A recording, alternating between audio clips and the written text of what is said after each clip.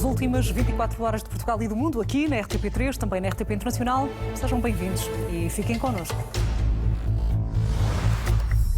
António Costa defende que as negociações de paz para a Ucrânia têm de contar com a União Europeia. São declarações exclusivas à RTP que recuperamos neste jornal. A depressão Ivo está a causar estragos em Portugal. O norte do país é uma das regiões mais afetadas, com queda de árvores e chuva intensa. A seleção portuguesa de handball está a fazer história. Passou às meias finais do Mundial da modalidade ao vencer a Alemanha por 31-30.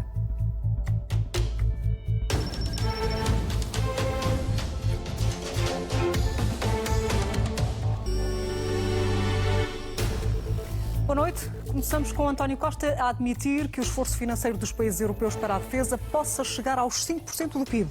Numa entrevista exclusiva à RTP, o presidente do Conselho Europeu lembrou a ameaça russa e disse que as negociações para a paz têm de envolver a União Europeia.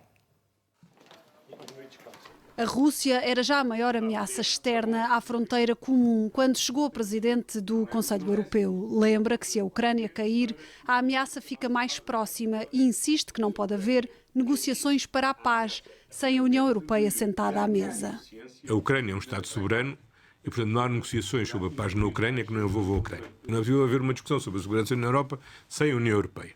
Aliás, seria contraditório o Presidente Trump dizer simultaneamente os europeus têm de assumir maiores responsabilidades pela sua segurança e depois os europeus não estarem presentes nas mesas de negociação sobre o futuro da segurança europeia. É desafiante o momento da relação entre os Estados Unidos e a União Europeia, com Trump a exigir aos 27 um aumento da contribuição para a defesa até aos 5% do PIB. No conjunto, houve um aumento de 30% do investimento em defesa desde 2022. E creio que há um consenso bastante razoável entre os Estados-membros para prosseguir esta trajetória e eu anteciparia que, seguramente, no próximo Conselho da NATO, a Cimeira da NATO, em junho, se vai fixar uma meta superior aos 2%. Se são os 5%, se são 3%, não sei, é uma decisão que os Estados-membros tomarão no âmbito da NATO. Menos pacífica ainda a relação comercial entre aliados antigos, agora que o presidente dos Estados Unidos ameaça a União Europeia com tarifas alfandegárias mais altas nos produtos exportados. Nós aguardamos o que é que o presidente Trump irá propor. Sabemos que os Estados Unidos têm uma preocupação, que é legítima. Quer dizer, nós temos um déficit comercial grande com a União Europeia, nós estamos disponíveis para discutir se há ou não há este déficit e em que medida, e o que é que podemos fazer de uma forma cooperativa. Não vamos estar a dramatizar nem a desvalorizar. Quando os Estados Unidos entenderem que devem colocar à União Europeia qualquer problema, olhamos para o problema e vemos como é que o podemos resolver. Numa entrevista à RTP, António Costa olhou para a nova administração americana. Sobre Elon Musk, lembra que foi aberta uma investigação à rede X e insiste que a independência do poder político em relação ao poder económico é uma regra de ouro nas democracias liberais. Só nas oligarquias é que o poder político é dominado pelo poder económico. Nós temos que proteger as democracias liberais e combater as oligarquias. Está há 2 meses à frente do Conselho Europeu, num lugar que garante nunca ter sido posto em causa pelo processo judicial que ditou a queda do governo. Esse é um assunto que já está ultrapassado. O que mudou foram, obviamente, 2 decisões judiciais.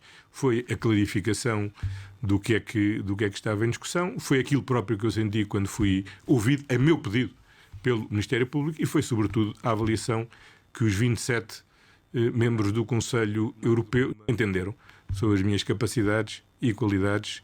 Já só fala como presidente do Conselho Europeu. Insiste que o Bloco a 27 não perdeu relevância e que a União Europeia ainda é, no mundo, um lugar coerente, confiável e previsível.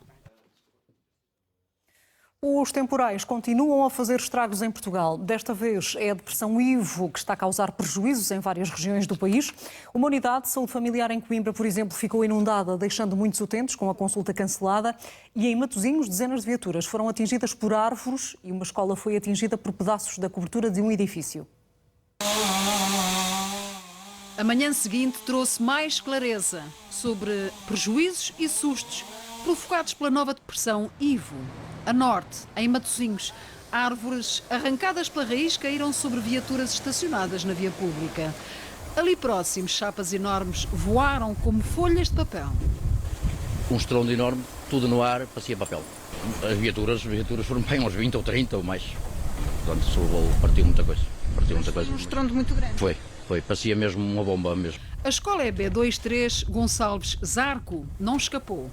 Parte da cobertura deste prédio que levantou e foi projetada para a via pública. Afetou aqui uma série de viaturas, entre 10 a 15 viaturas foram afetadas, afetou também a escola com a projeção destes elementos da cobertura. Os alunos ficaram sem acesso ao recreio no exterior. A Proteção Civil, essa, ainda teve que responder a várias ocorrências. Água com abundância em plena Unidade de Saúde Familiar de Pulsar, Coimbra. Além dos danos sofridos, para já, as consultas foram canceladas. Nós devemos estar a falar provavelmente de umas 40 a 50 consultas, mas que irão ser remarcadas. A previsão vai depender do tempo e vai depender da forma como vão decorrer as operações de reparação. O Centro de Saúde Norton de Matos tem 3 unidades de saúde familiar. A de Pulsar foi a única afetada. Os doentes foram avisados por vários meios, garante a diretora. Imagens do Furadouro, Concelho de Ovar. O mar tomou conta de ruas. Um cenário que se pode repetir nas próximas horas. Também o distrito de Aveiro está sob aviso vermelho por causa da agitação marítima. Aliás, toda a costa litoral de Viana do Castelo a Faro está com aviso vermelho. Assim será até às primeiras horas de quinta. Mas, entretanto, esta noite... E durante a noite coincide também com o período da praia-mar. Por volta das 3 da manhã será a situação mais crítica. As nossas recomendações são para a comunidade pescatória e a náutica de recreio, para quem anda no mar, grosso modo, que regresse para um local de abrigo dentro do possível. Já em Ribamar, mais danos. Desta vez, a depressão Ivo deitou abaixo um poste de luz e mais árvores.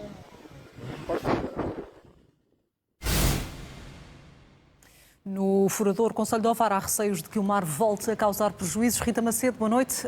O mar já galgou o pardão ou ainda não? Boa noite, ainda não. É expectável que aconteça mais daqui a pouco, por volta das 3 horas da madrugada.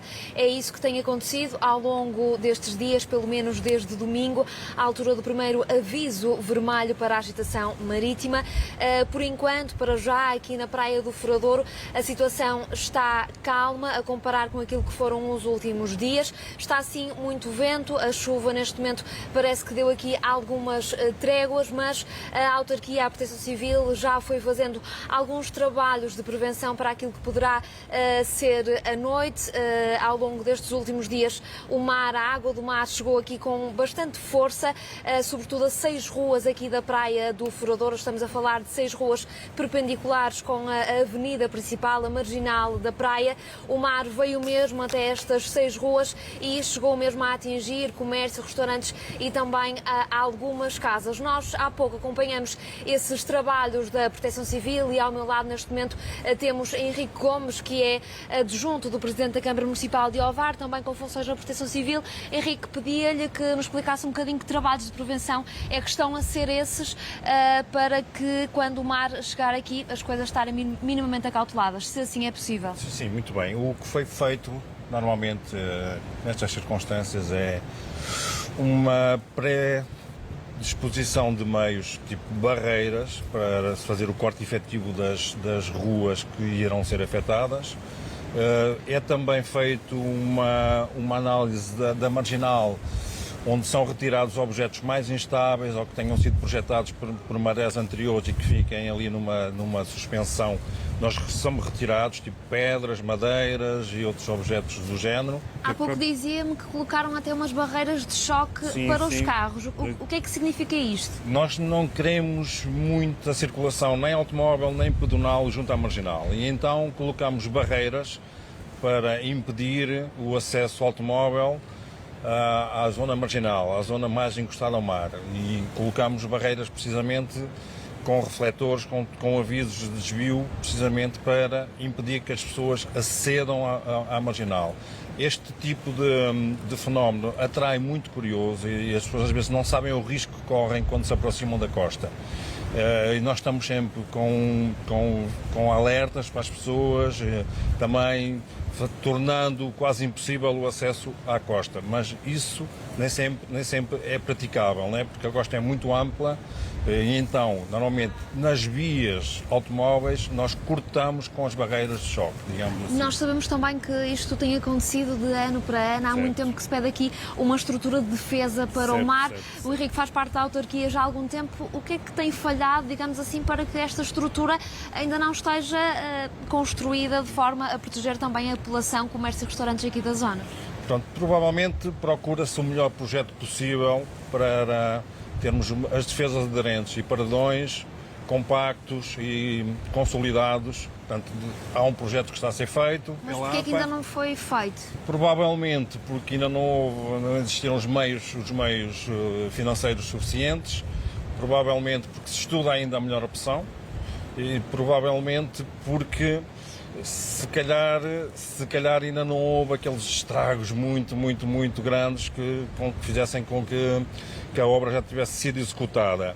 O importante aqui também é a autarquia, quando há situações de SOS, situações em que tem que ser feita uma intervenção de imediato, a autarquia toma em mãos essa tarefa e vai recolocando pedra, vai recolocando algum betão e vai tentando selar as zonas que foram abertas pelas marés. Obrigada, Henrique. Esse trabalho que está a ser feito pela autarquia de Ovar, que ao longo do dia foi alertando a população. Nós acompanhamos essa ronda com os elementos da Câmara Municipal, da Proteção Civil, a alertar a população para não se aproximarem do mar, desta marginal da Praia do Furador. Colocaram também, como o Henrique explicava, estas barreiras de choque, isto é para proteger de alguma forma a população e os carros se o mar chegar aqui com alguma força.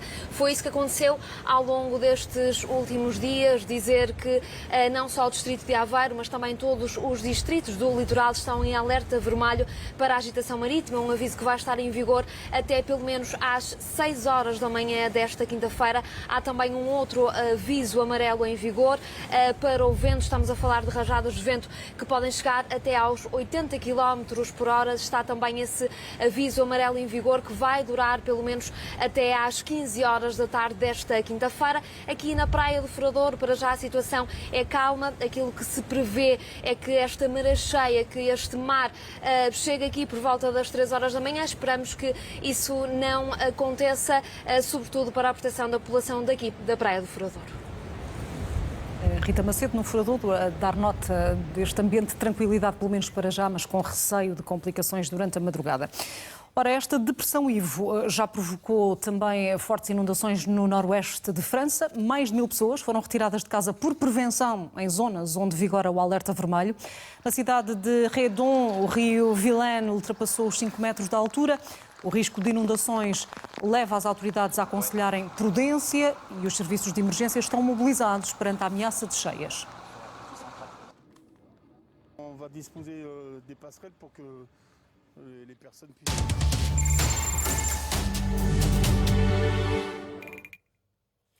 Portugal continua a fazer história no Mundial de Handball. A seleção nacional venceu a Alemanha por 31-30 e vai estar nas meias finais da competição.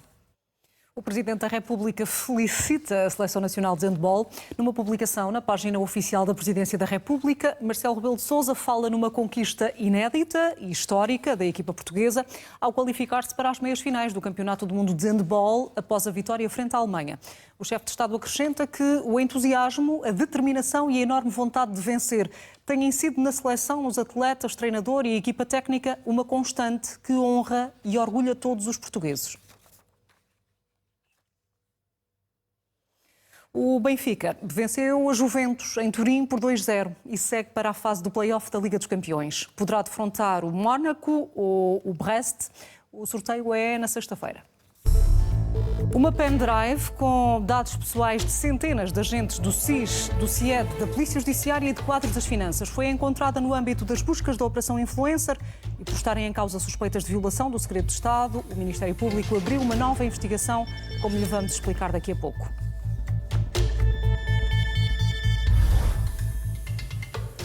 Um guarda florestal do Serviço de Proteção da Natureza e Ambiente da Guarda Nacional Republicana morreu esta tarde. Um outro ficou gravemente ferido na sequência de um acidente de viação que envolveu 2 viaturas no concelho de Benavente, distrito de Santarém.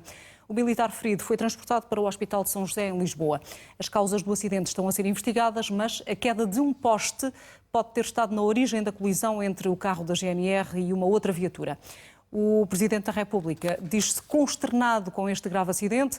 Marcelo Rebelo de Sousa apresenta as mais sentidas condolências às famílias, em particular pela vida perdida de um dos guardas florestais no cumprimento da sua missão. Sentimentos que o chefe de Estado estende à Guarda Nacional Republicana e aos militares que prestam serviço no Serviço de Proteção da Natureza e do Ambiente do Destacamento Territorial de Corus. Está acusado de homicídio doloso o agente que provocou a morte do cidadão Odair Muniz na Amadora. O despacho de acusação fala em incongruências e inexatidões no auto de notícia da PSP. A RTP teve acesso ao documento segundo o qual a arma branca encontrada perto do local não tem vestígios biológicos suficientes para se determinar a quem pertencia. Odair Muniz morreu a 21 de outubro, baleado por um agente da PSP.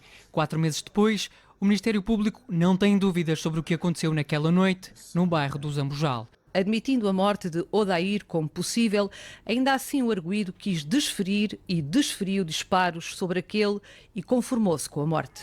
Para a Procuradora, o polícia cometeu um homicídio doloso. A acusação conhecida esta terça-feira e a que a RTP teve acesso revela que depois de uma troca de agressões entre agentes e Odair, foram disparados para o ar 2 tiros e segundos depois o agente da PSP terá optado por atingir Odair a uma curta distância. O arguido não se esforçou por reduzir ao mínimo as lesões em Odair Fernandes. Não fez tudo o que estava ao seu alcance para preservar a vida humana e recorreu à medida extrema de recurso a uma arma de fogo contra uma pessoa. Na acusação, o Ministério Público exige a suspensão imediata do polícia. O Ministério Público requeriu que o arguido seja condenado também na pena acessória de proibição do exercício de função. Mais requeriu o Ministério Público que o arguido aguarde os ulteriores termos do processo sujeito à medida de coação de suspensão do exercício de profissão de agente da PSP. A Procuradora levanta ainda dúvidas sobre o auto da ocorrência naquela noite. O auto de notícia elaborado pela Polícia de Segurança Pública padece de incongruências e de inexatidões. As investigações não revelaram qualquer ameaça com o uso de arma branca, apesar de ter sido apreendido perto do local um punhal, sem qualquer vestígio biológico, nem de Odair, nem do polícia. Vem desmontar essa tese por completo, através de provas testemunhais e de provas também periciais, da não existência de uma faca nas mãos de Odair Muniz. A acusação está bastante bem sustentada. Achávamos que poderia ir um pouco mais, poderia lá constar na acusação, é o crime de omissão de auxílio, por exemplo. A RTP contactou a PSP para perceber se o agente seria suspenso. Portugal é um Estado de direito democrático, pelo que a PSP espera que seja aplicado o princípio constitucional da presunção da inocência. O caso em apreço está em segredo de justiça, pelo que a PSP não faz mais comentários sobre a decisão judicial. A acusação contra o agente da PSP foi conhecida horas depois do Diretor Nacional da Polícia Judiciária garantir que a investigação ainda decorria. A RTP apurou que as conclusões da PJ chegaram ao DIAP na segunda-feira. A defesa do polícia pode ainda pedir abertura de instrução para que um juiz avalie se há ou não factos suficientes na acusação para levar o agente a julgamento. Ainda decorrem diligências no âmbito desta investigação. O PS acusa o primeiro-ministro de ter 2 pesos e 2 medidas. Os socialistas lembram que Luís Montenegro era rápido a exigir demissões quando estava na oposição, mas não segue a mesma regra em relação ao secretário de Estado da Administração Local e Ordenamento do Território, Hernani Dias. Não tem substituto para o secretário de Estado? Vão ser mais cuidadosos na escolha? Entrou e saiu do Conselho de Estado sem dizer uma palavra e a oposição continua a contar os dias de silêncio do primeiro-ministro. Acham que a demissão do secretário de Estado devia ter partido de Luís Montenegro e o Partido Socialista acusa-o de ter 2 pesos e 2 medidas. Quando era líder da oposição, era muito vocal a falar de peso político negativo em qualquer situação e que agora mantém-se em silêncio sobre esta matéria. Eram evidentes os factos e incontornáveis do ponto de vista da sua suspeição, mas mostra também como temos um primeiro-ministro fraco em relação aos seus próprios governantes. Não podemos ter esta chica espertice a governar o país e menos ainda a ditar as alterações legislativas da forma gravosa como depois veio a ocorrer, porque esta lei é um verdadeiro atentado ambiental. O contestado e agora polémico tema da Lei dos Solos foi trazido ao plenário pelo LIVRE e a demissão de Hernani Dias não passou à margem da discussão. Hoje entra em vigor uma lei que é um entorse legislativo e que já está a fazer estragos no Governo, causou a primeira baixa. Mas mais do que os estragos no Governo, são os estragos que esta lei vai fazer no nosso país. Compreender o embaraço de um partido que deixou passar uma lei que, passado poucos dias, viu um dos secretários de Estado responsáveis pela sua redação cair por suspeitas de conflitos de interesses. O PSD não fez qualquer referência à demissão, assim como os governantes que tiveram agenda pública. Sr. Ministro, como é que comenta a demissão do secretário de Estado, Hernani Dias? Não me levem a mal, mas eu não vou contaminar esse momento com outro comentário que eu percebo possa, do ponto de vista do senhor, ser muito interessante, mas tem esta regra. Apesar de já não ser secretário de Estado, Hernani Dias foi chamado ao Parlamento para dar explicações. No governo, ainda não há um nome para o substituir. O Ministério Público está a investigar um alegado caso de violação do segredo de Estado. Em causa está, de acordo com a revista Sábado, uma pendrive com informações sensíveis com os nomes de agentes secretos, encontrada durante as buscas da Operação Influencer no gabinete de Vítor Scária, o antigo chefe de gabinete de António Costa. É mais um dado a acrescentar à Operação Influencer e agora as suspeitas apontam para violação de segredo de Estado. A Procuradoria-Geral da República confirma à RTP que a nova investigação foi aberta em novembro. A notícia foi avançada hoje pela revista Sábado e diz que está em causa uma pen. Segundo a revista, foi encontrada no cofre do gabinete de Vítor Scária, nas buscas a São Bento, em novembro de 2023, e contém alegadamente dados sensíveis de natureza fiscal relativos a 2019 de centenas de agentes dos serviços secretos, da PJ e funcionários das finanças.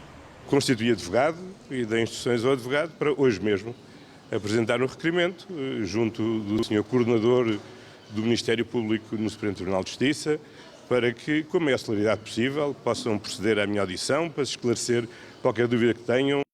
E António Costa foi ouvido na qualidade de declarante em maio do ano passado, 6 meses depois das buscas e da queda do governo socialista. O advogado do ex-primeiro-ministro disse à RTP que, em momento algum, António Costa foi confrontado com a existência da PEN ou do conteúdo, desconhecendo em absoluto do que se trata.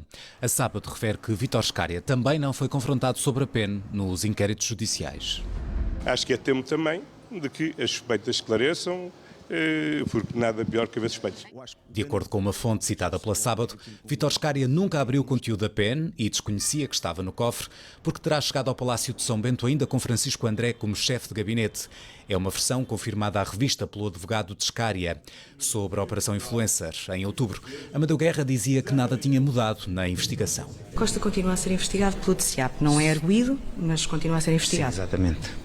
É isso. Foi apreendida muita documentação, está a ser analisada a documentação e vamos ver se na documentação apreendida há alguns indícios para além daqueles que eles já tinham e os objetivos exatamente das buscas são esses. Agora, a Procuradoria-Geral da República confirma a abertura do inquérito, mas nada mais diz por se encontrar em segredo de justiça. O antigo Ministro da Saúde, António Correia de Campos, considera que a legislação que criou a direção executiva do SNS era uma desgraça pouco clara e confusa. O antigo governante acrescenta que a ideia não era errada, mas tem dúvidas que tenha sido bem executada. Correia de Campos defende também que Ana Paula Martins tem condições para ser uma boa ministra. Porque tem conhecimento do Ministério, conhecimento da saúde, sabe epidemiologia, fez cursos no estrangeiro, é uma pessoa sensível ao problema, conhece também os aparatos chiques todos da saúde. Tenho apreço pela personalidade da professora Ana Paula e o que eu lhe recomendei ainda há dias foi que pensasse pela sua própria cabeça e que não cedesse a impulsos, nem a pressões, nem a recomendações de outras personalidades que gravitam à volta da saúde e que podem veicular interesses que podem perturbar uma governação racional e no interesse público. Eu não achei que a direção executiva fosse uma má ideia de início. Não. Eu achei que a legislação com que ela foi criada era uma desgraça. E era redundante, era confusa, misturava tudo, atribuições com competências, com funções, com poderes, não sei, com metas, com missões, com objetivos. A ideia não é errada, é uma organização central com mais poder e talvez com uma filosofia de rede, que isso é, como eu referi, com aquele exemplo que lhe dei das 3 redes separadas, essa ideia é muitíssimo válida. Agora, essa ideia não sei se foi bem executada. Donald Trump diz que vai mandar para a prisão de Guantánamo 30 mil dos piores criminosos ilegais que ameaçam o povo americano. É mais uma medida drástica para combater a imigração. Voltamos a este assunto dentro de instantes.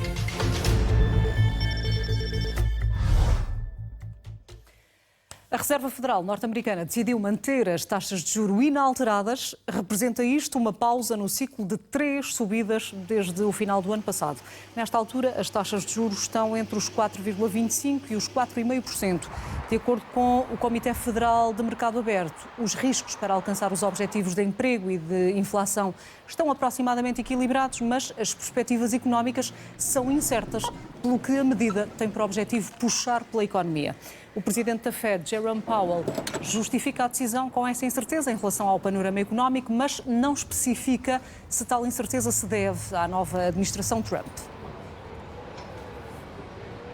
Squarely focused on achieving our dual mandate goals of maximum employment and stable prices for the benefit of the American people. The economy is strong, is strong overall, and has made significant progress toward our goals over the past 2 years. Labor market conditions have cooled from their formerly overheated state and remain solid. Inflation has moved much closer to our 2% longer-run goal, though it remains somewhat elevated. In support of our goals, today the Federal Open Market Committee decided to leave our policy interest rate unchanged and to continue to reduce our securities holdings. As gigantes tecnológicas norte-americanas tiveram resultados aquém das expectativas de Wall Street. Esta noite, já depois do encerramento da Bolsa norte-americana, foram conhecidas as contas trimestrais da Microsoft, da Tesla e da Meta, a empresa que detém o Facebook e o Instagram.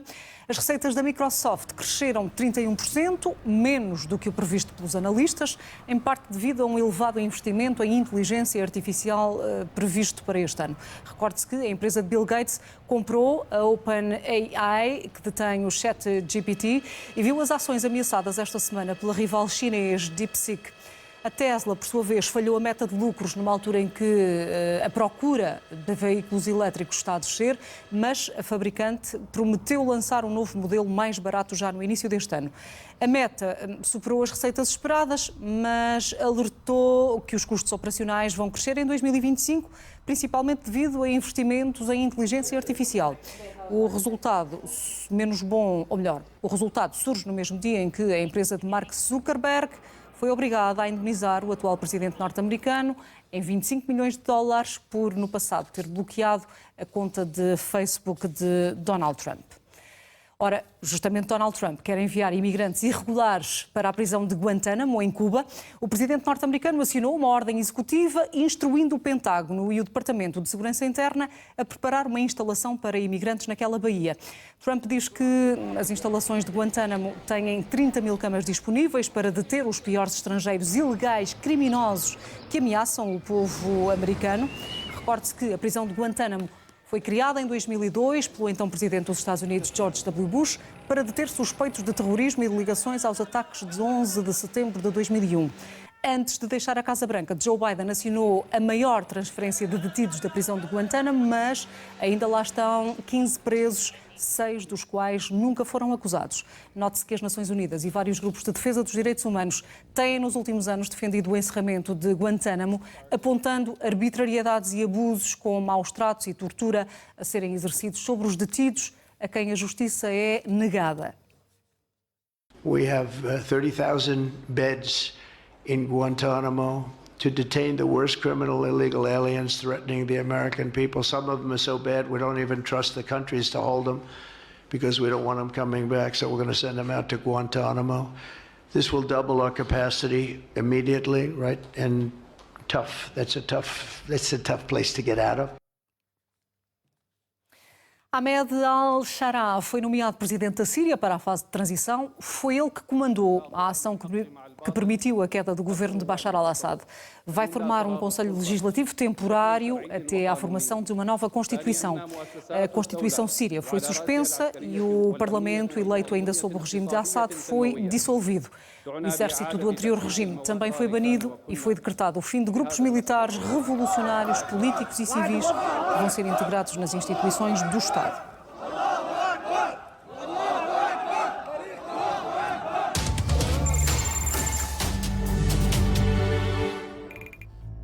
Está na hora da revista de imprensa desta quinta-feira. É o momento de partilharmos consigo alguns dos destaques das primeiras páginas que já recebemos e começamos pela revista Sábado a trazer-nos um exclusivo com uma lista de espiões no gabinete de António Costa. As buscas da Operação Influencer apanham dados confidenciais das secretas da Polícia Judiciária, do Fisco e da Segurança Social. Na imprensa diária, o Público a falar-nos de concursos no Estado repetidos por falta de candidatos que atingem o máximo. Dos 85 concursos para dirigentes já terminados, 54 tiveram de ser repetidos por falta de candidatos. Destaque também para o futebol. O Sporting e o Benfica apuram-se para o play-off da Champions. E no handball, referência à seleção de Portugal, que faz história e vai lutar por uma medalha no Mundial da modalidade. A fotografia alusiva à gravidez, obesidade, diabetes e hipertensão ajudam a explicar mais de metade das mortes maternas. Ainda a polícia que deu bastonada a Odair Muniz depois de colega o balear e a referência à Alemanha com o aval da AfD, a proposta sobre migração que quebra tabu. O Banco Central Europeu prepara um novo corte dos juros. As chaves da decisão são destaque também nesta primeira página do Público. O Diário de Notícias a falar-nos do governo que não tem pedidos novos para mais videovigilância em Lisboa. Em fotografia, o desporto. Sobre o handball escreve o DN. Portugal vence a Alemanha por 31-30 e vai lutar por um lugar na final com a campeã Dinamarca. Sobre a Liga dos Campeões, destaque para o Benfica e o Sporting, que garantem a presença no play-off. Ainda o Jornal de Notícias, a propósito do Mundial de Handball, a descrever a equipa como os gigantes. Portugal vence a Alemanha e faz história ao apurar-se para as meias finais. A Liga Europa também em título. O Futebol Clube do Porto com tarefa difícil e Braga a fazer muitas contas. Título principal. Polícia deu 2 tiros à queima-roupa, mas não tinha intenção de matar. Referência ainda ao mau tempo. Matosinhos no centro da tormenta que varreu o país. O Negócios a dizer que o Governo vai mudar as regras na alta velocidade Lisboa-Madrid. Fala também da desregulação, que avança já para tornar a União Europeia mais competitiva e dá nota do novo corte de juros do Banco Central Europeu, que é feito à boleia dos receios com a economia. Referência ainda à sondagem segundo a qual o PS dá tombo, mas mantém o empate técnico com a AD. Por último, o Económico a dizer-nos que a Fed faz pausa, o BCE continua a cortar as taxas para puxar pela economia. Lemos também que vendeu-se 150 mil casas por 30 milhões de euros no ano passado em Portugal. Mais inovação europeia, menos ambição ambiental e segurança é outro destaque no Económico, que fala ainda do Governo a aprovar hoje quem vai para o Conselho Consultivo do Banco de Portugal. São alguns dos destaques das primeiras páginas dos jornais que encontra nas bancas. Logo pela manhã vamos conversar sobre algum destes assuntos com o professor universitário Joaquim Fidalgo. Joaquim, bem-vindo. Comecemos aqui por Vítor Scária e pela primeira página da revista Sábado para te perguntar o que é que pode justificar que um ex-chefe de gabinete do ex-primeiro-ministro tenha tido no seu gabinete uma pendrive com informação sensível, com informação pessoal, sobre centenas de agentes do SIS, do CIED, da Polícia Judiciária, de quadros das finanças e por aí fora. Também eu gostava de perceber. É daquelas notícias que nós ficamos completamente perplexos, porque além de ser informação reservada, que não devia existir em lado nenhum, depois aparecer no gabinete do chefe de gabinete do primeiro-ministro. Ele próprio diz que quando chegou lá já estava lá essa pendrive no armário, que nem sabia o que era. Seja como for, é qualquer coisa que dificilmente pode acontecer num estado normal. E, portanto, pode sugerir alguma desconfiança em relação a algumas dessas pessoas cujos dados constavam dessa pendrive? Pois, não sei, porque aquilo aparentemente são ficheiros completos, não é? Pode ser qualquer coisa. Admito que até em determinadas circunstâncias o Primeiro-Ministro, o Governo, possa ter acesso a alguns daqueles dados. Agora, uma coisa é ter acesso a dados confidenciais, outra coisa é eles estarem, digamos, embora num cofre, num sítio aparentemente que não deveria ser. Por outro lado, não deixa de ser curioso que nós estamos há ano e meio que começou a Operação Influencer, e só hoje é que soubemos de uma coisa destas, não é? Que é uma coisa que não deixa de ser curioso. O tempo que isto demora, aparentemente uma coisa de alguma gravidade, ou pelo menos de alguma estranheza, e só agora é que se descobriu que, pelos vistos, estava uma pênis, agora é que se viu que ela estava... Daqueles elementos que nos deixam um pouco sem saber muito bem o que pensar. Vamos à manchete do Público, Joaquim. A que é que se poderá dever esta dificuldade em captar candidatos para lugares de topo da administração pública, a ponto de, como diz o jornal, os concursos terem de ser repetidos? É uma coisa já muito conhecida. Os cargos superiores da função pública são normalmente pouco queridos porque, em comparação com cargos semelhantes no setor privado, são muito mal pagos. Se têm às vezes alguma componente política, ainda tem esse lado também, porque as pessoas hoje em dia sabem que quando vão para determinados cargos superiores têm um escrutínio público muito grande e podem não querer às vezes estar a arriscar-se a ver a sua vida muito investigada e coisas às vezes depois a serem nos jornais ou assim. Neste caso, tanto quanto parece, estamos a falar a nível de cargos superiores, tem a ver basicamente com as condições que não são oferecidas e com salário. Uma pessoa que tenha competências para exercer um cargo de diretor-geral ou assim, é capaz facilmente de ganhar o dobro ou o triplo no setor da função do setor privado. E, portanto, aí a competitividade que está muito baixa a nível do setor público. Sobre o caso Odair Muniz, que está também nas primeiras páginas de hoje, as contradições em torno da morte deste cidadão, que reflexões é que te merecem? Há sempre, como nós vimos da polícia, e pode ser um pouco natural, a tentativa de proteger os seus. E num primeiro momento, o que parece ter sido foi a polícia pôs logo a circular uma ideia que sugeria que, de facto, foi um trabalho policial normal, foi uma legítima defesa. Isso é uma coisa que é uma tendência natural, mas que não fica muito bem, sobretudo se vier a perceber depois que houve, aparentemente, até algumas informações erradas que foram dadas no auto inicial. O que parece importante aqui ver é que as instituições do Estado de Direito estão a funcionar. Houve um caso policial complexo, nós sabemos que são coisas complexas. Aí, o que é preciso fazer? Antes de julgar e antes de nos pormos ou a favor da polícia ou contra a polícia, vai-se investigar. Aparentemente foi-se investigar e agora se verá. Portanto, nesse sentido, eu julgo que o mais importante é isso, é que o inquérito tenha sido feito, que tenha sido rápido e que agora haja, naturalmente, oportunidade para a defesa e se houver algum tipo de condenação que seja feita, tudo bem, com atenuantes, sem atenuantes, nesse aspecto como digo, o Estado de Direito a funcionar e é assim que deve ser.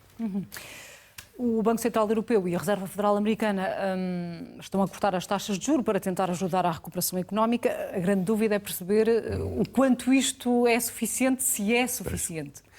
Já vamos com 2 ou 3 anitos deste esforço de baixar as taxas de juros por bons motivos, e o Banco Central Europeu tem tido um papel muito grande, porque nós sabemos que, em termos globais, mundiais, a economia está arrefecida, digamos assim. E, para mais, nós sabemos, mesmo economias muito grandes, como no caso da Europa, da economia alemã, e mesmo a economia chinesa, apesar de tudo o grau de crescimento é diferente, continua a haver no horizonte motivos de grande incerteza sobre o que se passa no mundo. Nós vemos motivos de incerteza que têm a ver com a guerra, motivos de incerteza que têm a ver com tensões crescentes, motivos de incerteza que têm a ver agora com a chegada de Donald Trump aos Estados Unidos. Tudo isso é um ambiente desfavorável ao normal funcionamento das instituições económicas. E, portanto, se não houver aí, da parte das instituições financeiras, um esforço suplementar, arriscamos a que as coisas fiquem complicadas. E, portanto, aí, muito bem que se continua a fazer este esforço. Tem algumas vantagens para quem tem créditos a pagar, mas, sobretudo, o que se espera é que isso possa ajudar a que o investimento vá a pouco e pouco aumentando para o crescimento económico ser recuperado. Avançamos para edições eletrónicas de órgãos de informação estrangeiros. Começamos hoje pelo site da televisão CNN. A notícia de que uma juíza de Colômbia suspendeu a decisão da Casa Branca que tinha ordenado a suspensão de subsídios, de empréstimos e de financiamentos de programas de apoio social do governo.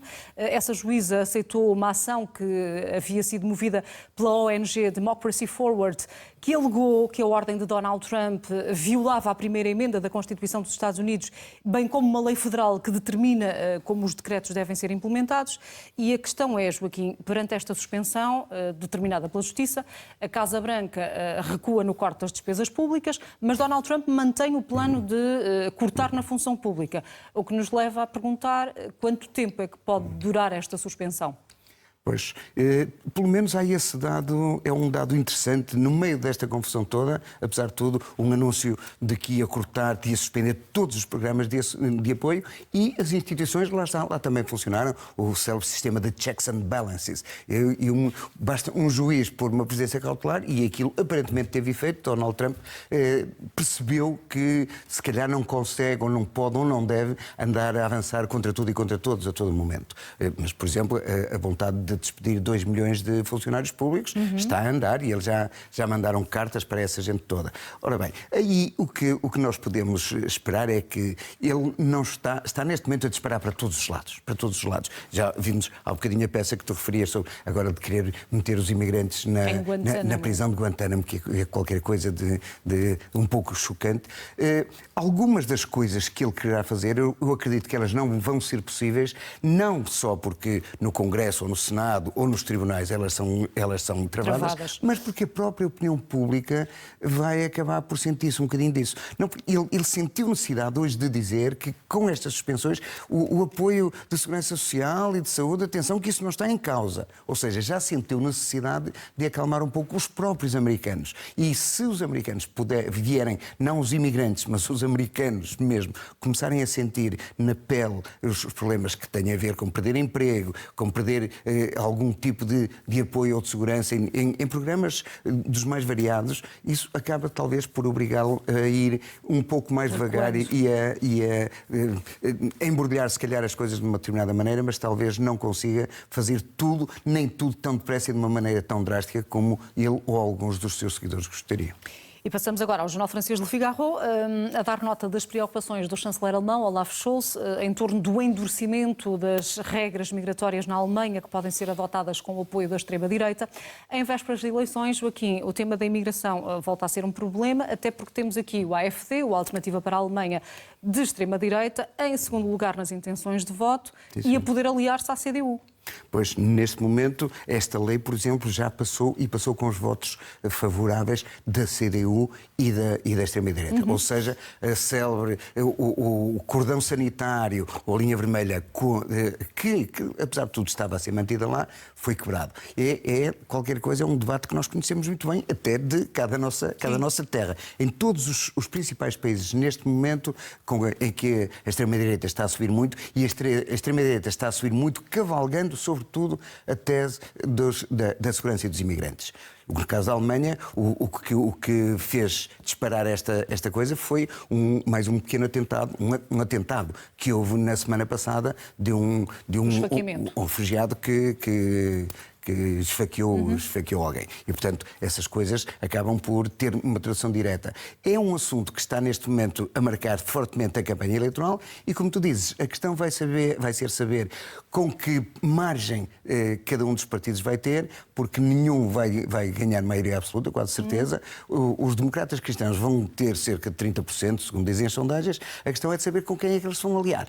Porque já houve no passado alianças grandes na Alemanha entre os social-democratas e os democratas cristãos. E, mas portanto, há aqui sinais de uma hipotética aliança com a AfD. Sim, é difícil, até porque neste momento está o SPD no governo e a CDU ainda não quer levar o SPD, com certeza. Agora, dar o passo de se aliar em termos de coligação do governo seria, de facto, qualquer coisa de muito forte para a Alemanha e nós vimos que ainda esta semana houve manifestações fortíssimas também contra a extrema-direita, a propósito daquelas questões de Elon Musk e tudo isso. Portanto, é um assunto que já divide muito a sociedade alemã e que vai ter, de facto, nas próximas semanas, vai ficar ao rubro, como nós, de certeza, vamos ter a oportunidade de acompanhar pela televisão e pelos jornais. Joaquim, obrigada pela tua presença. Reencontramos-nos na sexta-feira. Até lá. Obrigado.